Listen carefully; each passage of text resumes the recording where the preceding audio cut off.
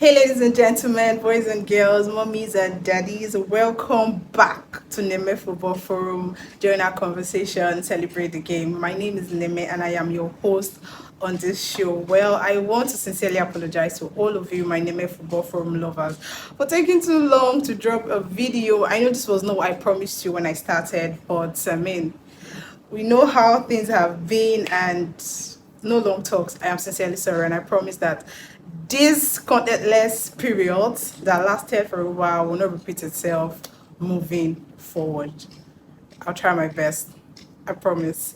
So back to the reason why Neme is seated here today. Well, today, before the English Premier League is back this weekend, I want us to have an episode on Know More About Your Football. So today's topic will be speaking on the English Premier League in less than 10 minutes. So this is safe to say this episode is dedicated to my new football lovers and don't really know some interesting facts about the league or how some things in the Premier League work. But Neme is here to put you on, and I promise you will love this particular episode. So sit tight and join this conversation by dropping your comments, like, subscribe to our channel, and follow us on all social media platforms. Back to today's topic, know more about the EPL in less than 10 minutes. Where the English Premier League was founded in 1992. But just before the English Premier League, we had the Football League First Division that preceded the English Premier League, and it ran from 1888 to 1992. But one of the core reasons why the EPL decided to break out from the Football League First Division is because they wanted to flourish. They believed that if they had the larger teams play and are featured on national television, then they are going to get money. There was this massive lucrative TV rights deal that was worth £1 billion, and it was huge. So we had the likes of Sky and BC who were given the domestic rights to broadcast these matches. So speaking on the Premier League TV rights and how the money is being shared amongst the member clubs, 50% is split equally, 25% is based on where a club finishes in the league. So it's also called, or is known as, merit payment. 25% is based on the number of television appearances with a stipulated minimum amount, which is known as facility fee. One interesting difference between the Football League First Division and the English Premier League is the money made from English Premier League is strictly shared between 20 teams in this division, compared to the Football League First Division, where the money made is shared across all clubs of different divisions in the league. So it's safe to say that the English Premier League breaking out has prevented top clubs from losing income to lower clubs. So now English Premier League, like I said, it was founded in 1992 and they operate a system of promotion and relegation.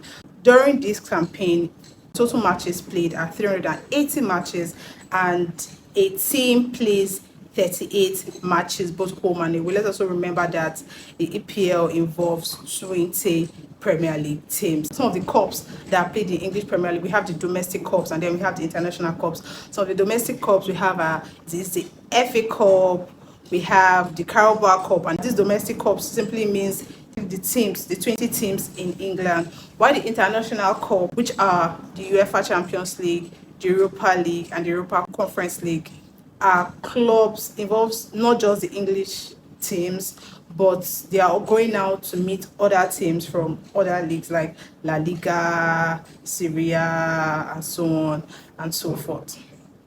So at the end of a campaign, these points, we have points that accumulated at the end of the campaign. Now, how are these points gotten? A team plays a game, a team wins, and they get 3 points. You draw, you get 1 point, you lose, you get 0 points. So at the end of the campaign, these points rather are accumulated, and the team that has the highest points ends up winning the Premier League for that season. So let's also remember that when we have two teams sharing the same points, then they have to look at their goal difference to determine the team that is going to win. Now, what's goal difference? Goal difference simply means the goals scored minus goal conceded. So subtract the goals scored from the goals conceded from a team, and what you get is lesser compared to the other team. Then the team that has more goals, when they've subtracted the goals they've considered from the goals they've scored, that team automatically wins the English Premier League. So, like I said, four teams, the top four teams gets to play the UEFA Champions League, which is like the biggest international trophy. Then the team that comes fifth plays the Europa League, and the team that comes sixth plays the Conference League.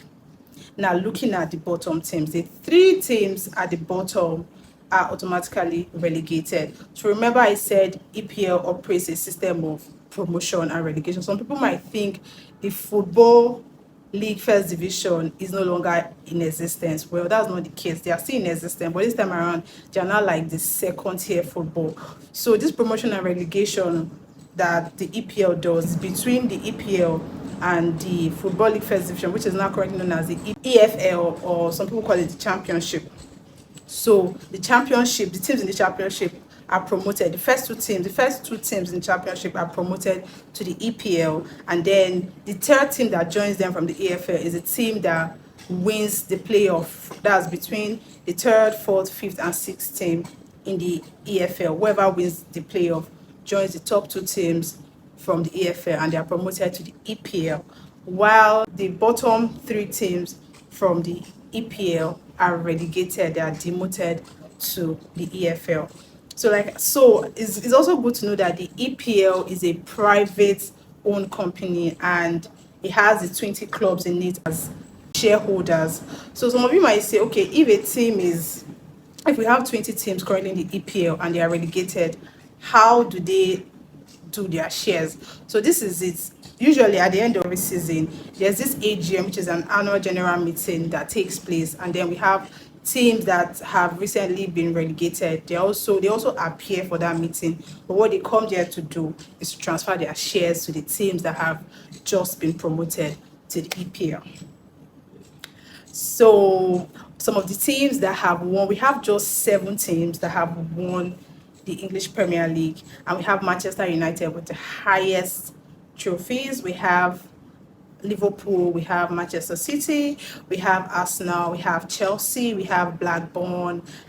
Since the inception of the Premier League in 1992, Manchester United has won 13 Premier League titles, Manchester City 7, Chelsea 5, Arsenal 3 Premier League titles. We have the likes of Liverpool, Leicester City, and Blackburn Rovers with 1 Premier League title each. These are the teams that have won the English Premier League. It's no news that the EPL is the most watched sports and league in the world. I mean, you can all see the visibility.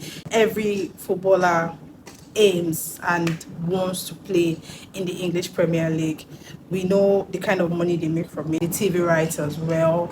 So I want to know the English Premier League you're supporting, and I also want to know the year you started supporting your favorite football club, your favorite English team. I want to know. Some people have favorite football clubs in across all leagues, but now I want to know the year you started supporting your English Premier League team.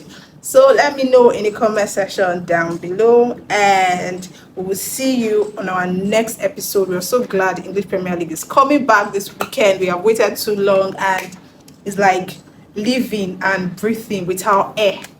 How do I survive without football? How do I survive without English Premier League? I'm so happy English Premier League is back. And I also want to share my sympathies with the Barcelona fans concerning what happened to Gavi during the international break. We also saw that he tore his ACL and he will be out for months, most probably to the end of the season, and he will also be missing out on the Euros. Sad. It's really sad. He's young, and we're wishing him strength, and we hope and we pray that Gabby comes back strong. I know this is not part of the what Never Football Forum is all about, but I mean humanity first before any other thing. So until I see you next time, it's Neme Football Forum. Join our conversation, celebrate the game. My name is Neme, your host on this show. If you enjoyed watching this content, our video, give us a like. Give us a like. Subscribe to my channel and follow us on all social media platforms. Don't forget to come back on our next episode. I want you all to have a lovely time. Bye.